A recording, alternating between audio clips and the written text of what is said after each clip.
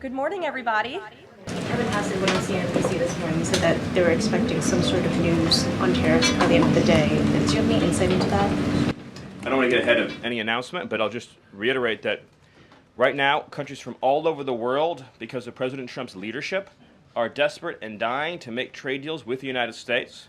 We're going to evaluate each of those deals, and President Trump is personally involved in making sure that these negotiations serve only one interest, which is the interest of the United States of America, and we'll end up with a deal in these cases where, yes, the other countries, obviously, will have their own demands and their own interests, but nothing will go into effect that doesn't serve the interests of America and the American people.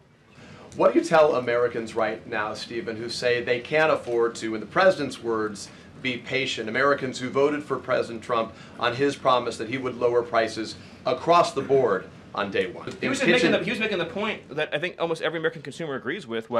If they had a choice between and I'm a parent of young children, you had a choice between a doll from China that might have, say, lead paint in it, that is not as well constructed as a doll made in America that has a higher environmental and regulatory standard and that is made to a higher degree of quality.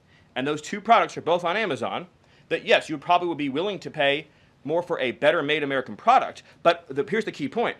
With the tax cuts, the regulation cuts, the energy price decrease, and everything else that President Trump is doing to unleash this era of American prosperity and prevent the road we were on to get off that road of financial ruin and doom, means that it will be cheaper than ever to make and manufacture in America. I think that answers your question. Yeah, thanks. So on the rare earth mineral deal that was signed last night, when can that deal be operationalized? What's the time frame? And what kind of leverage does that give Ukraine over Russia? We'll move it and operationalize it as fast as we possibly can.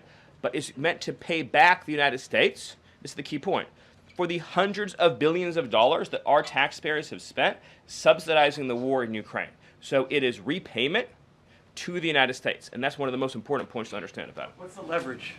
Does it give? What kind of leverage does it give? The president's goal, again, is to end the killing, to achieve a peace settlement. That remains, of course, the overriding objective. Thank you so much. Last night, we saw yet again why President Trump is our deal maker in chief. We secured a historic agreement to establish the United States-Ukraine Reconstruction Investment Fund. This is a first of its kind economic partnership for the reconstruction and long-term economic success of Ukraine that the United States will greatly benefit from. This partnership represents the United States taking an economic stake in securing a free, peaceful, and sovereign future for Ukraine. This partnership establishes a fund that will receive 50% of royalties, license fees, and other similar payments from natural resource projects in Ukraine. President Trump has been clear from the beginning. He wants the killing in this brutal war to end. This agreement shows how invested the president is in securing a truly lasting peace. To mark President Trump's triumphant first 100 days in office, we've detailed all week how President Trump has been hard at work delivering on the promises he made to the American people.